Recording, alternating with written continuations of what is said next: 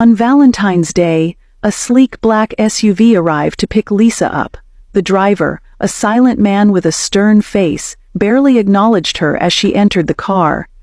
As they drove, Lisa noticed the city lights fading, replaced by unfamiliar terrain. Alarm pricked her skin. She quickly texted Jane. "Heading out, I'll be back soon. Share your location." Lisa did. But as they neared a secluded mansion surrounded by towering walls, her phone's signal dropped. The mansion was grand but unnervingly cold. Daniel greeted her at the door, his charm unwavering. Inside, the air smelled of polished wood and expensive cologne. Seated in an opulent lounge, Lisa sipped the juice he offered, but unease settled in her stomach. Soon, the atmosphere shifted. Daniel's questions grew more personal. His touch lingered longer than comfortable, and Lisa started feeling trapped. She told him she wasn't ready for more, that they should just relax. But Daniel didn't listen. The night spiraled out of control when Daniel's demeanor suddenly changed. He grew impatient and demanding. "You've been playing hard to get," he snapped. "I don't like games, Lisa. You know what happens to people who waste my time." Lisa's heart raced. She tried to leave, but Daniel blocked her way, his face twisted in anger. "You think you're just going to walk out after everything I've done for you?" He growled.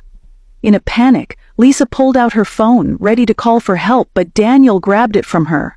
"No one's going to help you now," he sneered. "You're in my world now." He threatened her with her own private photos, saying he would post them if she didn't comply with his demands. Lisa's stomach dropped as she realized she'd been deceived. This man wasn't who he claimed to be. Everything she shared online, her pictures, her details, even her vulnerabilities, he now used against her. The worst part? She had made herself a target by oversharing on social media, making herself easy to manipulate. Fear coiled in her gut. Excusing herself to the restroom, Lisa wandered the mansion, hearing faint sounds. A muffled cry, a scraping noise. A locked door stood before her. She pressed her ear against it. A weak voice whispered from inside. Her heart pounded. Something was terribly wrong. In an open study, she found a wall covered in photos. Dozens of women, all dressed for a Valentine's date. Some pictures faded and yellowed with age, others looked new. Too new. A chill ran down her spine as she stepped closer. Deep, angry marks tore through each image, erasing their identities. Her hands trembled as she reached for the most recent photo. She flipped it over. One word was written on the back. Lisa.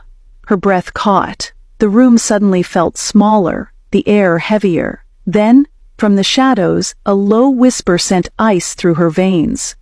Curiosity killed the cat. She spun around. Daniel stood behind her, eyes cold and calculating. She ran. He grabbed her. She fought. Biting, scratching, but he was too strong. "Did you think I was some lovesick fool? You were too easy, Lisa. Just like the others." Terror flooded her veins. She bolted toward the door, but a figure emerged from the shadows. The driver. He signaled to the driver, "Take her downstairs." The basement was cold and damp. In the dim light she saw them. Other girls locked in cages, their eyes hollow with despair. A weak voice whispered, "Don't fight. It only makes it worse. He sells us or kills us for our organs." Lisa's dream man was a monster.